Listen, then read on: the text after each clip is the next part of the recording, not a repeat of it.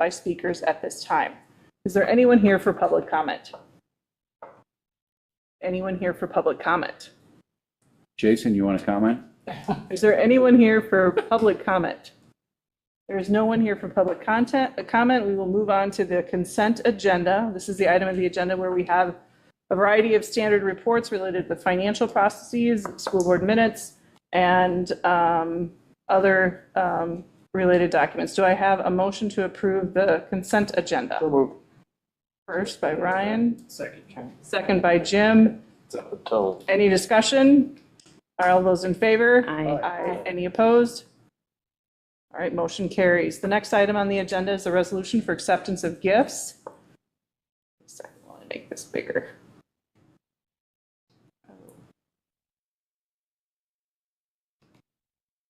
All right, the following patrons have generously donated their funds for the following reasons. Whereas DES Pie, $2,668.02 for kindergarten field trip. Track Booster Club, $1,583.37 for track season overages.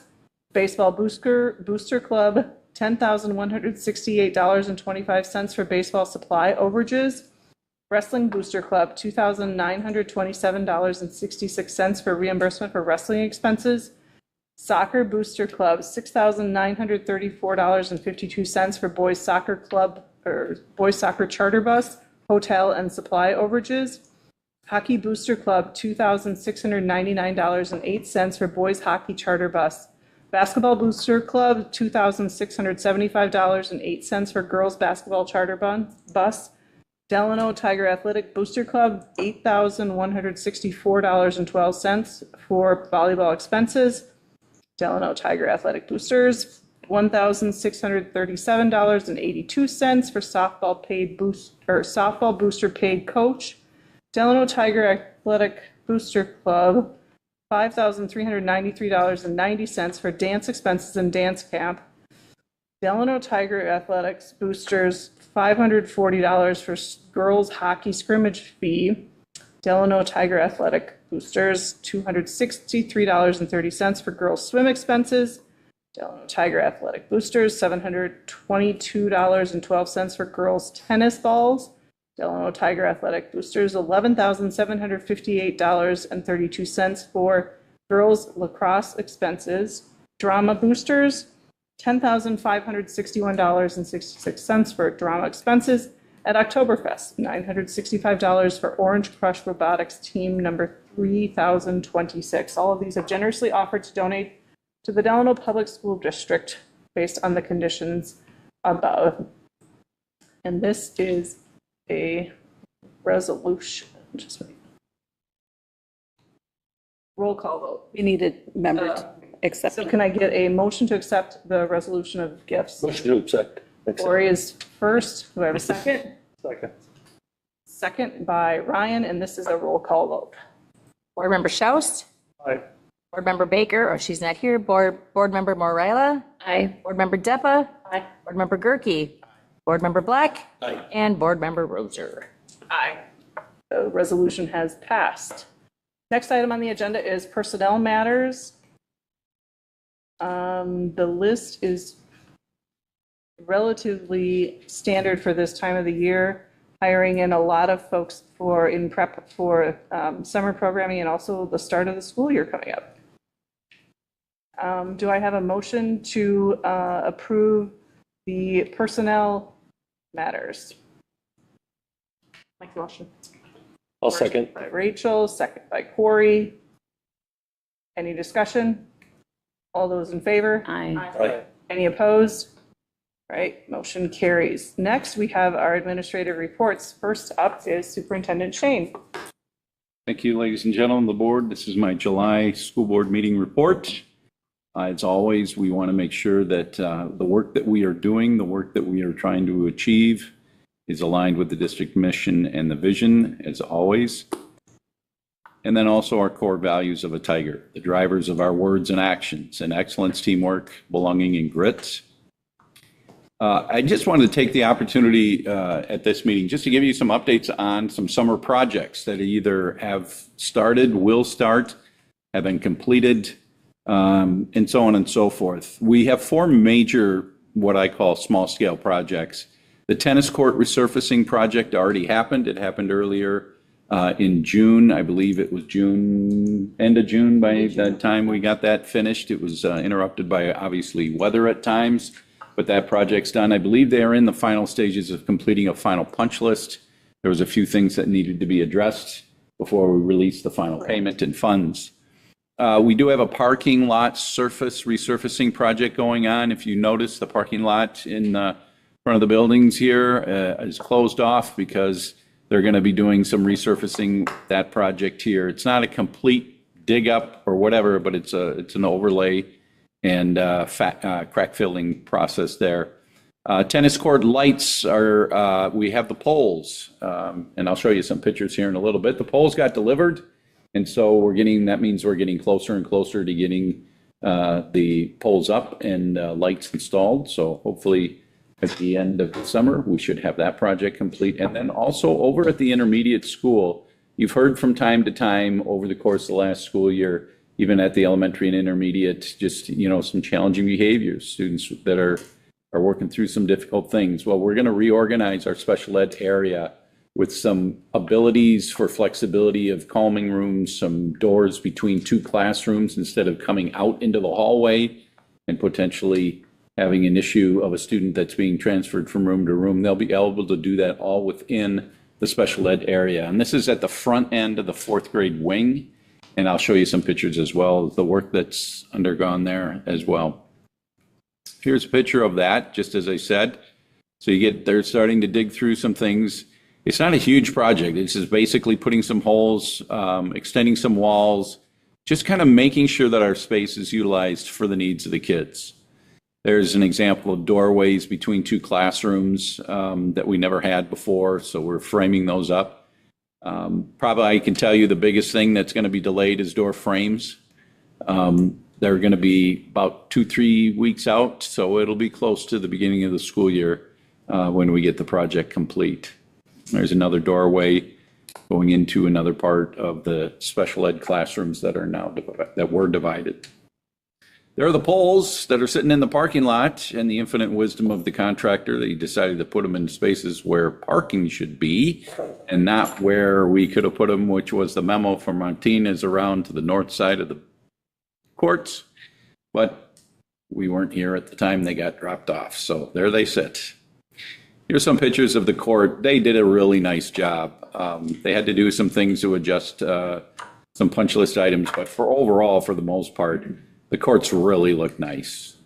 You can see the blue is what was decided to continue on that piece. There's a nice picture of the Tigers, what they've done. Not our Tigers. Hey, say goodbye. Just use this one right there. How about that? Okay. So anyways, that's a little visual update on what we've been doing over the summer, and we'll continue to work on right up to the beginning of the school year.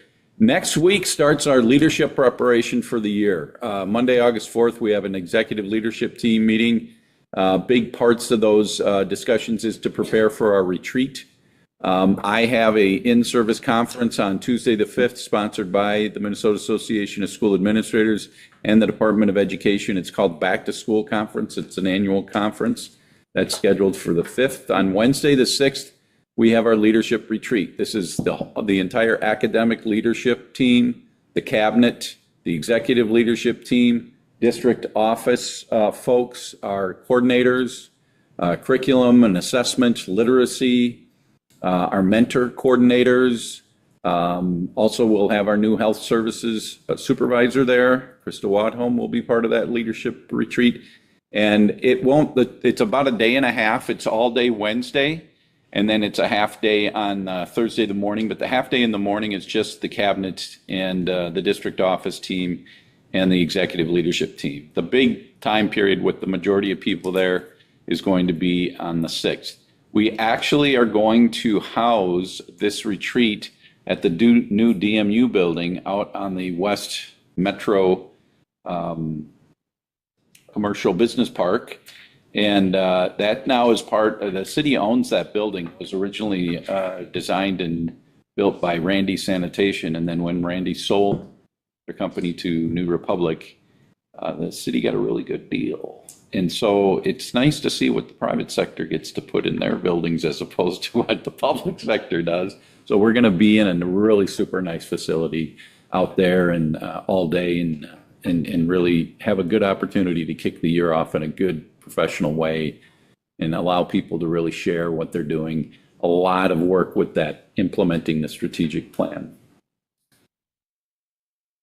And then also then on the following week, Wednesday, August 13th, is the All-County Safe Schools meeting. And that's 18th. The following week after that is all new teachers come in for their in-services. And then the week after that, everybody comes in. All teachers and paras join the rest of the folks that have been here working through the summer. And then first day of school. So starting next week, it's 4 weeks of boom, get to work, get prepared, get doing everything, and then first day of school will be here before we know it. Any questions for your superintendent? Thank you, Matt. Where did the summer go? All right, next is Miss Mary Reeder. Didn't share my PowerPoint with him, so it's just going to be a PDF, unfortunately, so I apologize. But just if you flip to page 2 of the next page, you're going to see that we're getting close to 100% of, because this is looking at June of 25.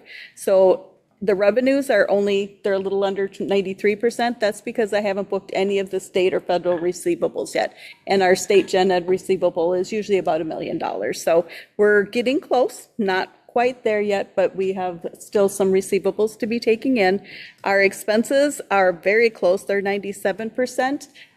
We still have a few outstanding invoices. I know that'll be coming in. We always get billed from Masico after they've paid out like all of their salaries and stuff in August. So I'm hoping to have that information here shortly, but that will be one of our biggest ones. But we'll have some care and treatment invoices from other school districts that will come in, and those still trickle in anytime up to the audit time. And then we do have some utilities for June that we pay for in July that get put back into the prior year. So that we're getting very close. And then you'll see with like food service, I under budgeted on the revenues, so we're already at a little over 100%. Expenditures, a little under 97%. Nope, I've gotten my thing actually right here. I just wanted to see where you're at. Community services, their revenue is 105% over, but for both food service and community ed, I had under budgeted for interest. So their interest came in a little higher. Plus they had some really big revenue came in here in June that on the community service side, that looks great. So they're very healthy. And then debt service, I still have a state receivable to be recognizing there for the revenues piece, but we're very close on all of the others that don't have any further expenditures or revenues really to be booked in. So that's the big thing there. I've kept that one little thing in there still showing that we're spending around 65% of most of our expenditures are in the classroom. And we've continued to do that just as we did before. So the unassigned fund balance, or the projected unassigned fund balance, still is the same as what we were looking at last year, deficit spending a little over $200,000. Again, we just haven't booked all the state and federal receivables yet, but all the salaries are booked and just waiting for some final invoices. But 25-26 budget, I didn't change this. This is still what it was last month. There hasn't been any new exciting things. We did hear that the federal government is going to start releasing some of the funds, but one of the areas that I'm looking at is Title II and Title IV, because originally they're saying, yes, we were going to get it, then they pulled it back. And they're talking about summer program funding and other types of funding, so I don't know if 2 and 4 are part of that. But if we don't get those funds, we're talking probably another $20,000 to $30,000 of lost funding if they don't end up releasing those. So, any questions? Thank you. It's Mary. Thanks, Mary. Next up, we have the Community Education Director, Ms. Abby Lang. Welcome. Good evening, ladies and gentlemen. Thank you for having me. It was a few months since I've been here last, but it feels like it went really fast. And here we are, wrapping up my first month with Delano Community Ed. I just want to quickly talk a little bit about the last month. It's been It's been absolutely fantastic. Everybody has been so welcoming and so kind and reaching out and stopping by. And really my focus has been people. Not just knowing names and faces, but getting to know people, making those connections. I think it's important to know that Haley survived her camping trip to the Black Hills in a tent, and Megan had a great concert with her sister, and Sandy went to Charleston with her husband and grandson. I think that's important to know. And so really my focus has been on people, meeting the team, getting to know everybody. And really my commitment to them is support. Change is good, but change is also a lot of work. And they've had a lot of change and will continue to always have change. It grows our capacity. It's good to challenge us. But what I want to do is really listen and learn and find ways to support them, because as that team, we have really great staff. We have really great programs. And so we're going to make the largest impact if I can support them in doing well what they already do. So, the last couple of weeks, I've really had an opportunity to see Tiger Kids Club and the over 200 students and about 70 some staff. And this year is a little different for us, and not everybody's in the community ed building. And, by and large, the feedback that we've gotten has been really positive. Staff are really enjoying being together. There's resource sharing and collaboration and just a togetherness, a connectedness between staff that they say, is sometimes difficult when you're in other buildings. One of the biggest hurdles of everybody being at a community ed building is the transportation. By and large, the very vast majority of our youth programs happen out here at campus. And so Mr. Nate Brisley was tapped on the shoulder to be the designated driver for Tiger Kids Club. And he, so far this summer, has transported 3,500 students back and forth. And he said, it's just another way that Tiger Kids Club is committed to providing that safe and nurturing environment, but also making sure that students have the opportunity to participate in the greater programs and throughout the community. And so he's been really great. You can see that with him and some of the student aides, they just have everybody organized and going back and forth. And I think some of these 90-degree days, they appreciate not having to walk. There's some pink cheeks running around, and that's one of our goals is always to send them home a little tired. If we can do that, we feel like, we give the parents a little boost. Looking ahead, I've had the opportunity in the last couple of weeks to attend a Spirit of Community Commission meeting. I've been able to attend a United Way meeting. We have Friends of the Senior Center coming up. And that's really what I want to do. I want to get my name out there. I want to meet people. I want to be part of the community. And so we're pulling together the advisory council here in early September, so I'm excited about that. As we wrap up summer, and I don't wish summer away, but I'm excited for back to school and to meet new staff, and I'm excited for the year and beyond. So, any questions for me? Is it true or fake news that PKC had to turn kids away because they're at capacity? This is true. We have a waiting list. We have a waiting list for fall also. Yeah, every year we do, I think. And it's a big balance on, the numbers of students that we have by grade, the numbers of staff that we have, the staff to student ratio. So there's a multitude of factors, but in talking with Rachel Wallace, the coordinator, that's something that she really wants to dive into. How can we make sure that we're providing as many opportunities for families that need it? And what does that look like in a sustainable way for the program? Any other questions? Well, thanks for having me. I appreciate being here. Thank you. Most wonderful. All right, next up is board reports. The first one is Masiko. Normally that's provided by Sarah. Minutes are attached to the agenda. Next item is Wright Tech Center. So you mentioned I missed 2 meetings, but our next meeting is actually August 5th, so it wouldn't have been on there yet. Got it. So I'll make sure that it's on there. But it's the new director's name is Brian Nutter. He's reached out to all the board members to have a one-on-one meeting just to meet us all, and I'm meeting him this week for coffee and just to get to know him a little bit. Excited. He's excited about the program. It's one of very few, I believe, in Minnesota that does this cooperative tech school type stuff.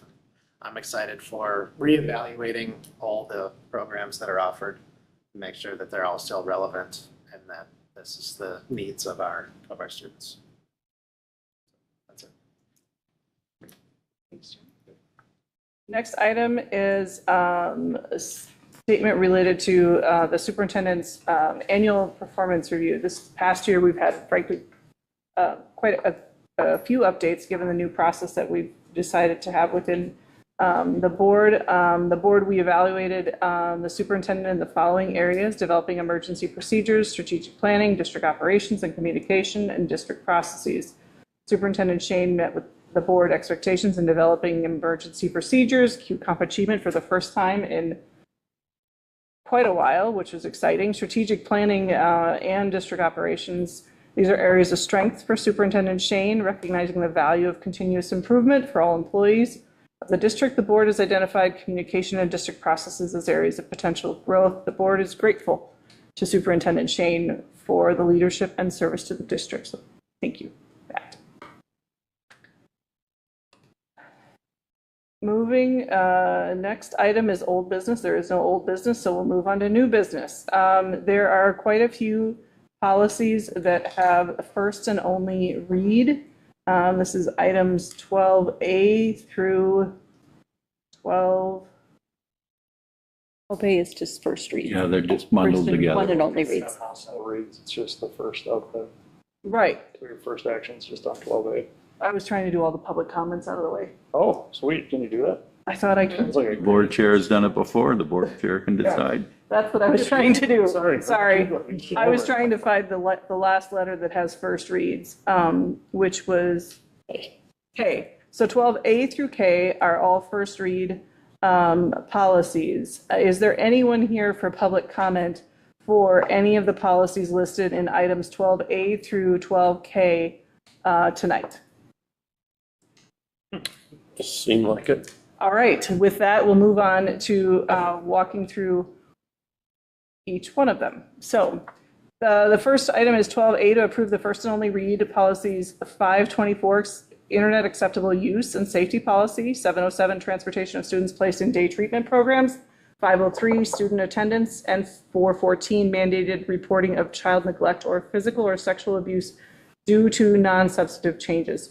Do I have a motion to approve that policy? So moved. Second. First by Black, second by Rachel. Any discussion? All those in favor? Aye. Any opposed? All right, motion carries. That was 707. Okay, the next one is the first read of policy 807, crisis management policy. Do I have a motion to approve the first and only read of that policy? So moved. And second, okay, first by Ryan, second by Jess. Just a correction, this is just the first of First, two reads. first of two reads, my mistake, thank you. Any discussion? All those in favor? Aye. Any opposed? Motion carries. 12C, approve the first read of policy 709, student transportation safety policy. So moved. Jess is a first. Second. Second by Corey. Any discussion? All those in favor? Aye. Any opposed? Motion carries. Next is 12D, approval of the first read of policy 802, disposal of obsolete equipment and material. Do I have a first for approve that policy, first read? Brian, first. Brian is first. Depa second. Any discussion? All those in favor? Aye. Any opposed? Motion carries to approve that first read of that policy. 12E, approve the first read of policy 602, organization of school calendar and school day. So moved. Jess is a first. Brian. Brian is a second. Any discussion? All those in favor? Aye. Any opposed? Motion carries to approve the first read of that policy. 12F is approve the first read of policy 621, Literacy and Read Act. Do I have a motion to approve this policy? Depa is a first motion. Joust has seconded the motion. Any discussion? All those in favor? Aye. Any opposed? Motion carries. 12G, approve the first read of policy 534, unpaid meal charges. Do I have a motion to approve this first read of this policy? Roast. Shoust is a first, DEPA is a second. Any discussion? All those in favor? Aye. Any opposed? Motion carries for the first read of that policy. 12H, approve the first read of policy 516, student medication and telehealth. I have a motion to approve that policy. The first read of that policy. Defo first. Second. Lori Black second. Any discussion? All those in favor? Aye. Any opposed? Motion carries to approve the first read of policy 516. Next item is 12I, approve the first read of policy 515, protection and privacy of pupil records. Do I have a motion to approve the first read of policy 515? Depo with the first. Shoust with the second. Any discussion? All those in favor? Aye. Any opposed? Motion carries to approve the first read of policy 515. 12J, approve the first read of policy 418, drug-free workplace, drug-free school. Do I entertain a motion? Marla. Marla, Second. second, first is Marla, second is Black. Any discussion? All those in favor? Aye. Any opposed? Motion carries to approve the first read of policy 418. 12K. All right, approve the or Minnesota State High School League resolution for membership. Roast. Shoust is the first, a second. Second. Second is Black, and this is a roll call vote. Board Member Morella. Yes. Black. Aye. Board Member Roser. Aye. Board Member Gerke. Board Member Shoust. And Board Member Depa. Thank you all. Motion carries to approve that resolution. Next item is adjournment. Do I have a motion to adjourn? Jim has a motion to adjourn. Corey, second. All those in favor? Aye. All right, we are adjourned at 7:28. Thank you all for your time and service. Put a time